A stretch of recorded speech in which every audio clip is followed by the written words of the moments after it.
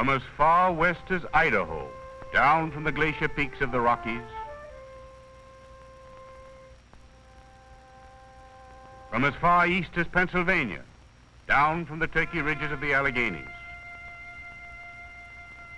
down from Minnesota, 2,500 miles, the Mississippi River runs to the Gulf, carrying every drop of water that flows down two-thirds the continent, carrying every brook and rill, rivulet and creek, carrying all the rivers that run down two-thirds the continent.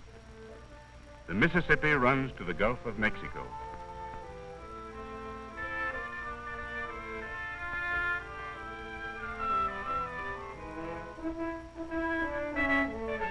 Down the Yellowstone, the Milk, the White, and Cheyenne, the Cannonball, the Mussel Shell, the James, and the Sioux, down the Judith, the Grand, the Osage, and the Platte, the Skunk, the Salt, the Black, and Minnesota, down the Rock, the Illinois, and the Kankakee, the Allegheny, the Monongahela, Kanawha, and Muskingum, down the Miami, the Wabash, the Licking, and the Green, the Cumberland, the Kentucky, and the Tennessee, down the Ouachita, the Wichita, the Red, and Yazoo.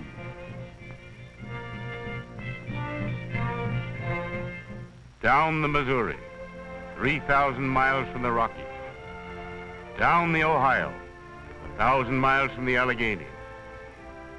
Down the Arkansas, 1,500 miles from the Great Divide. Down the Red, 1,000 miles from Texas. Down the Great Valley, 2,500 miles from Minnesota, carrying every rivulet and brook, creek and rill, carrying all the rivers that run down two-thirds the continent. The Mississippi runs to the Gulf.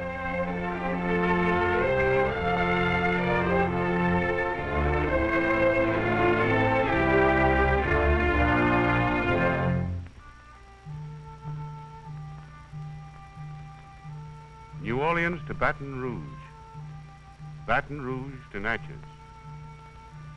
Natchez to Vicksburg, Vicksburg to Memphis, Memphis to Cairo. We built a dike 1,000 miles long. Men and mules, mules and mud. Mules and mud 1,000 miles up the Mississippi. A century before we bought the Great Western River, the Spanish and the French built dikes to keep the Mississippi out of New Orleans at flood stage. In 40 years, we continued the levee the entire length of the great alluvial delta. That mud plain that extends from the Gulf of Mexico clear to the mouth of the Ohio. The ancient valley built up for centuries by the old river spilling her floods across the bottom of the continent. A mud delta of 40,000 square miles. Men and mules, mules and mud. New Orleans to Baton Rouge, Natchez to Vicksburg, Memphis to Cairo, 1,000 miles up the river. And the planters brought their blacks and their plows and their cotton over to the river. Down through the Boone Trace, down through Cumberland Gap, over from Georgia and South Carolina, over from the Tidewater, over from the old cotton land west to the big river, west to the Steamboat Highway, down the highway to the sea.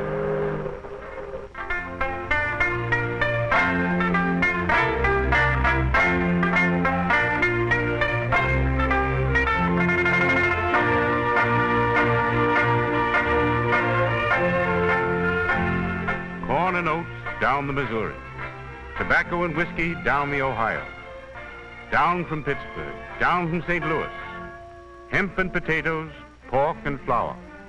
We sent our commerce to the sea.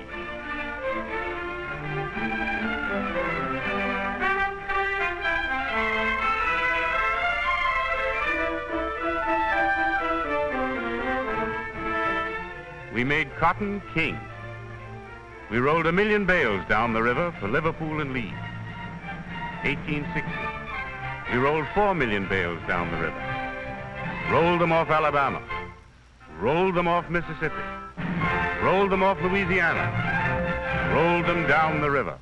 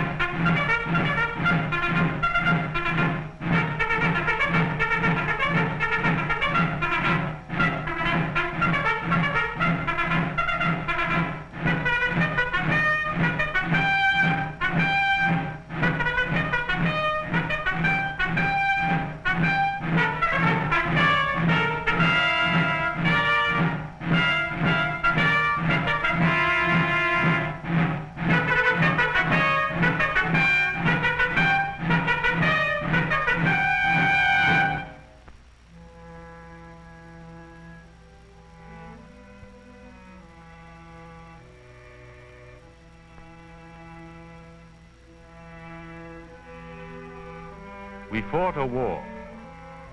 We fought a war and kept the west bank of the river free of slavery forever. But we left the Old South impoverished and stricken. Doubly stricken. Because besides the tragedy of war, already the frenzied cotton cultivation of a quarter of a century had taken toll of the land. We mined the soil for cotton until it would yield no more, and then moved west. We fought a war, but there was a double tragedy. The tragedy of land twice impoverished.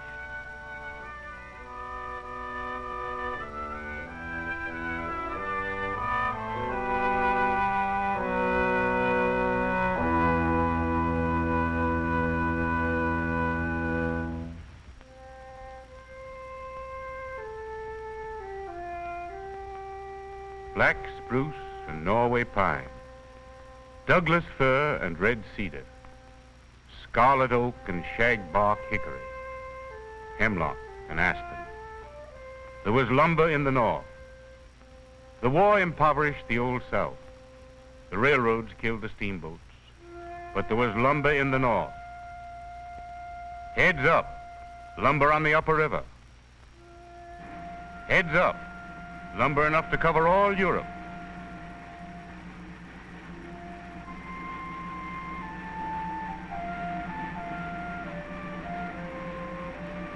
Down from Minnesota and Wisconsin, down to St. Paul, down to St. Louis and St. Joe, lumber for the new continent of the West, lumber for the new mill.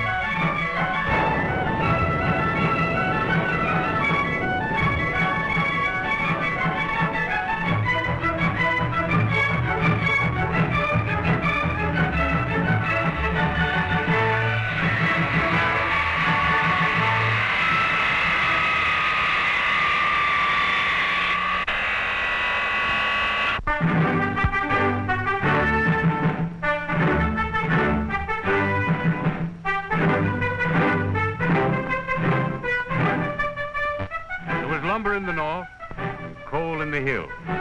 Iron and coal down the Monongahela. Iron and coal down the Ohio. Down to Pittsburgh, down to Wheeling. Iron and coal for the steel mill. For the railroads driving west and south. For the new cities of the Great Valley.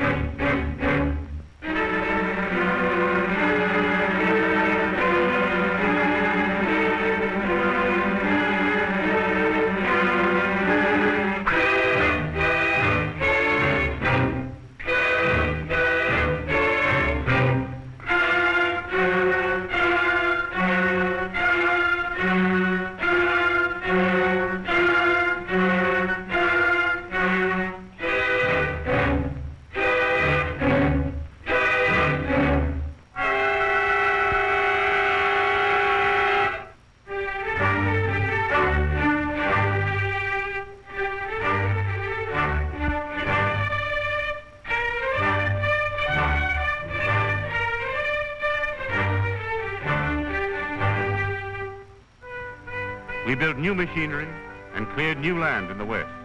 10 million bales down to the Gulf. Cotton for the spools of England and France. 15 million bales down to the Gulf. Cotton for the spools of Italy and Germany.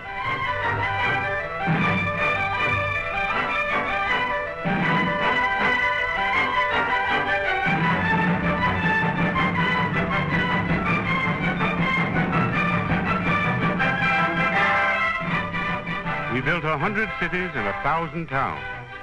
St. Paul and Minneapolis, Davenport and Keokuk, Moline and Quincy, Cincinnati and St. Louis, Omaha and Kansas City. Across to the Rockies and down from Minnesota, 2,500 miles to New Orleans. We built a new continent.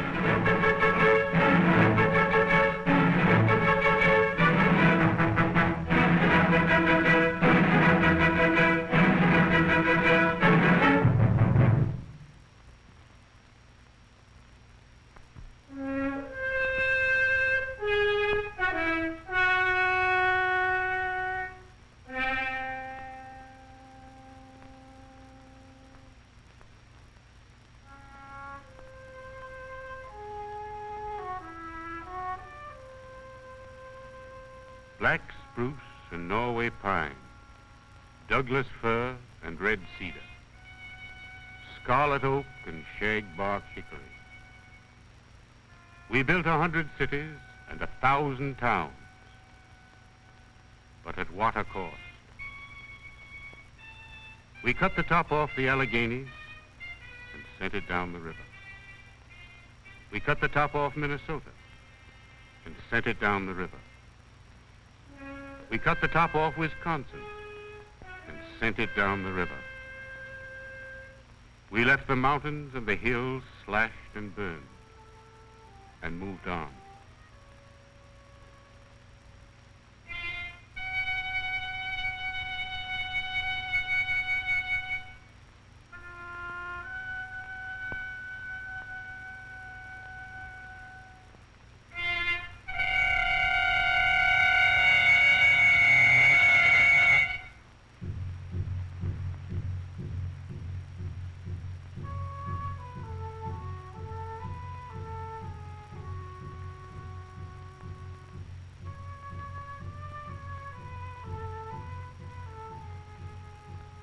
For the water comes downhill, spring and fall, down from the cut-over mountains, down from the plowed-off slopes.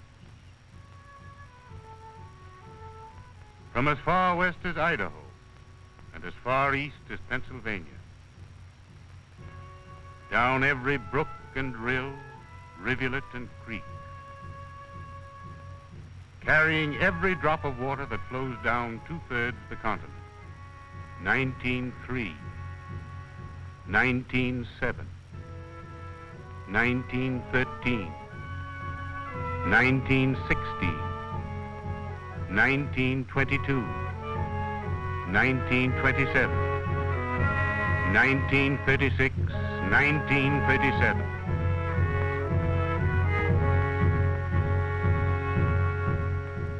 Down from Pennsylvania and Ohio, Kentucky and West Virginia, Missouri and Illinois, down from North Carolina and Tennessee, down the Judith, the Grand, the Osage and the Platte, the Rock, the Salt, the Black in Minnesota, down the Monongahela, the Allegheny, Kanawha and Muskingum, the Miami, the Wabash, the Licking and the Green, the White, the Wolf, the Cache and the Black, down the Corn Kaskaskia, the Red and Yazoo, down the Cumberland, Kentucky and the Tennessee, down the Ohio 1,000 miles from Pittsburgh, down the Arkansas 1,000 miles from Texas, down to the Mississippi.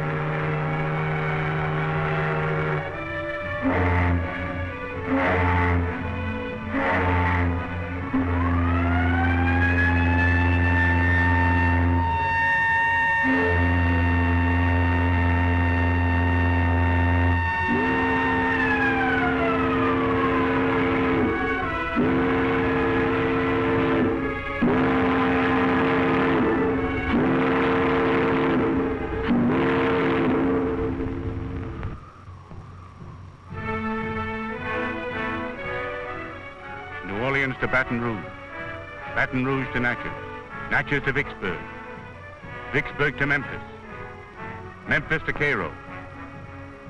1,000 miles down the levee, the long vigil starts. 38 feet at Baton Rouge, river rising. Helena, river rising. Memphis, river rising. Cairo, river rising. 1,000 miles to go. 1,000 miles of levee to hold. Coast Guard patrol needed at Paducah. Coast Guard patrol needed at Paducah. 200 boats wanted at Hickman. 200 boats wanted at Hickman. Levee patrol, men to Blytheville. Levee patrol, men to Blytheville.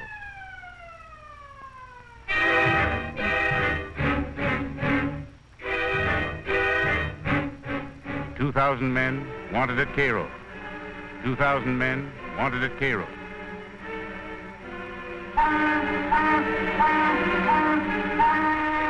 For 100,000 men to fight the old river. We sent every branch of the service down the river to help the sleepless engineers fight a battle on a 2,000-mile front. The Army and the Navy, the Coast Guard and the Marine Corps, the CCC and the WPA, the Red Cross and the Health Service fought night and day to hold the old river off the valley.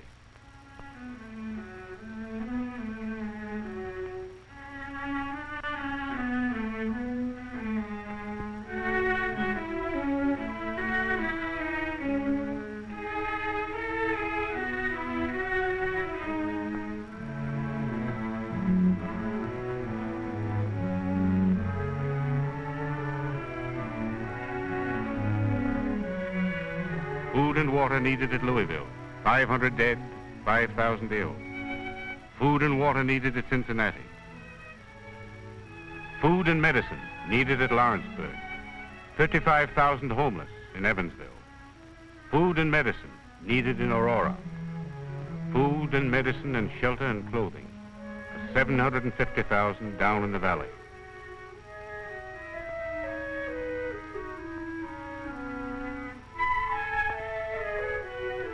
Last time we held the levee, but the Mississippi claimed her valley. She backed into Tennessee and Arkansas and Illinois and Missouri. She spread her arms over thousands of acres of land, and she left farms ruined, stock drowned, houses torn loose.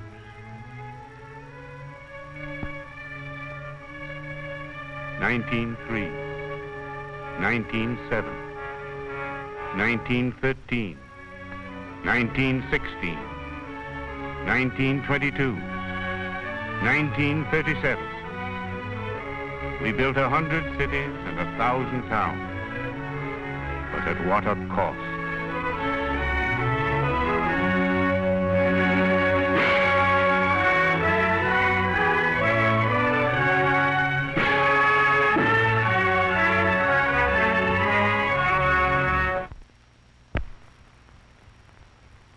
In 1937, the entire nation sent help to the stricken people of the valley.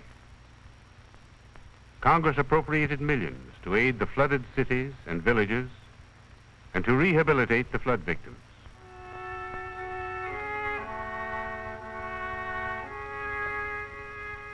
But spring and fall, the water comes down. And for years, the old river has taken a toll from the valley, more serious than ever she does in flood time. Year in, year out, the water comes down. Down from 1,000 hillsides, washing the top off the valley. For 50 years, we dug for cotton and moved west when the land gave out. For 50 years, we plowed for corn and moved on when the land gave out. We planted and plowed with no regard for the future. And 400 million tons of topsoil, 400 million tons of our most valuable natural resource have been washed into the Gulf of Mexico every year.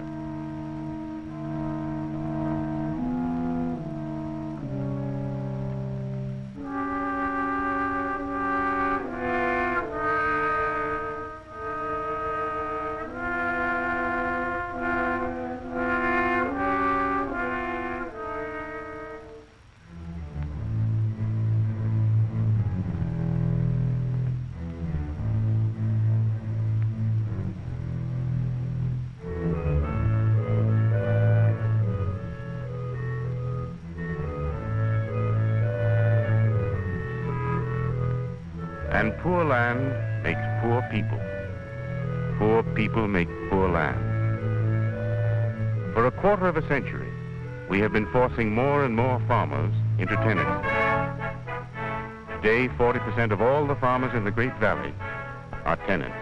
10% are sharecroppers, down on their knees in the valley. A share of the crop, their only security, no home, no land of their own, aimless, footloose, and impoverished. Unable to eat even from the land, because their cash crop is their only livelihood. Credit at the store, their only reserve.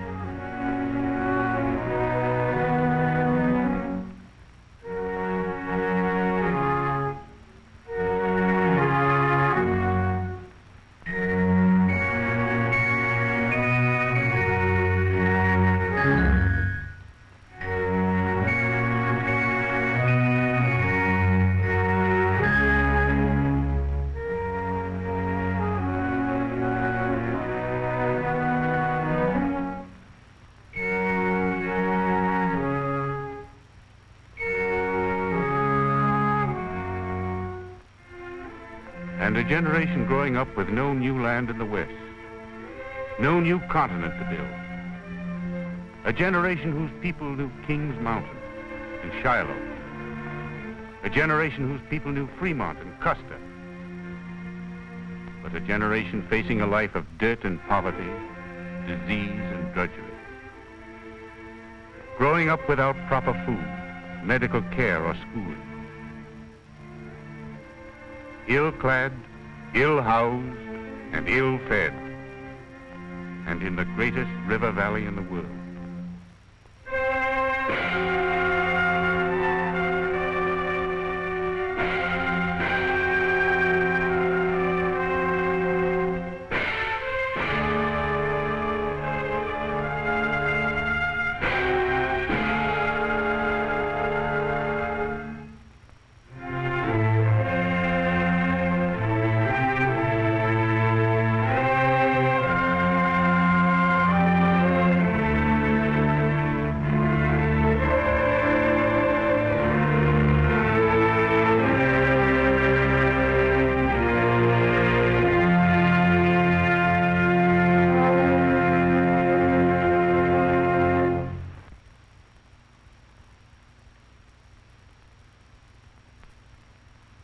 There is no such thing as an ideal river in nature, but the Mississippi River is out of joint.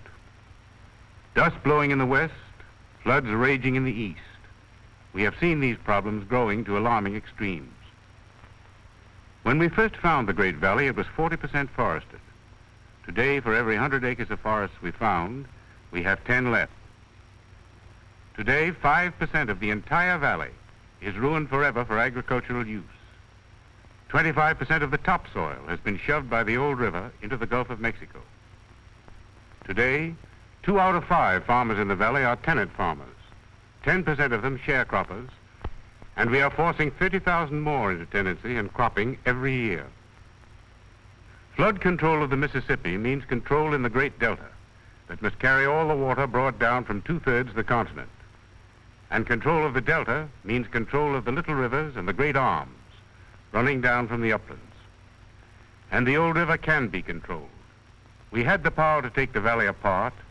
We have the power to put it together again.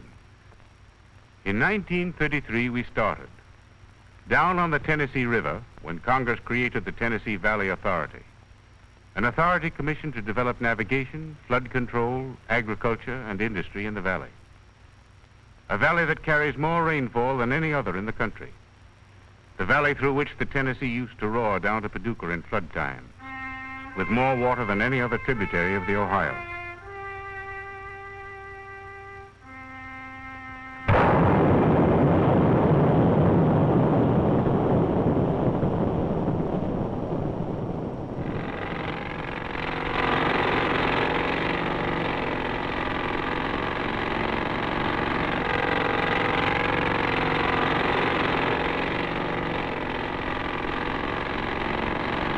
First came the dams. Up on the Clinch, at the head of the river, we built Norris Dam, a great barrier to hold water in flood times and to release water down the river for navigation in low water season.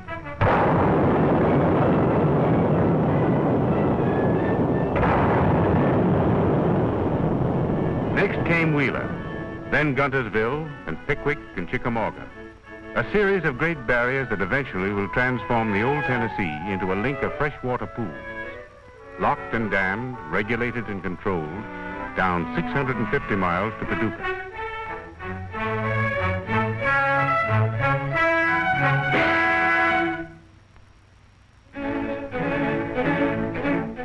But you cannot plan for water unless you plan for land. For the cut-over mountains, the eroded hills, the gullied fields that pour their waters unchecked down to the river. The CCC, working with the Forest Service and agricultural experts, have started to put the worn fields and hillsides back together. Black walnut and pine for the worn-out fields and the gullied hillsides. Roots for the cut-over and burned-over hillsides. Roots to hold the water in the ground. Black walnut and pine for the new forest preserve. Soil conservation men have worked out crop systems with the farmers of the valley, crops to conserve and enrich the topsoil, so that today 1 million acres of land in the Tennessee Valley are being tilled scientifically, staying instead of speeding the water off the ground. But you cannot plan for water and land unless you plan for people. Down in the valley, the Farm Security Administration has built the model agricultural community. Living in homes they themselves built, paying for them on long-term rates, the homesteaders will have a chance to share in the wealth of the valley. More important, the Farm Security Administration has loaned thousands of dollars to farmers in the valley. Farmers who were caught by years of depression and in need of only a stake to be self-sufficient.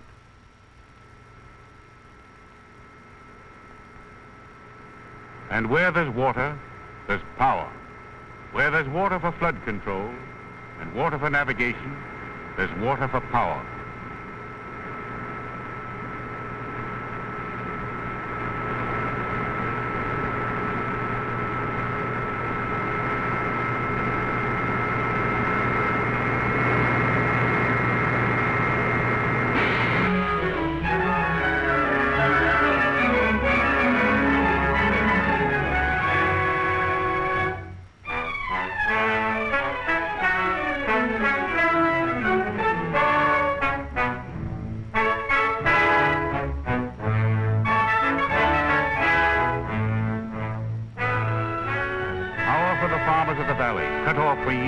Advantages of urban life.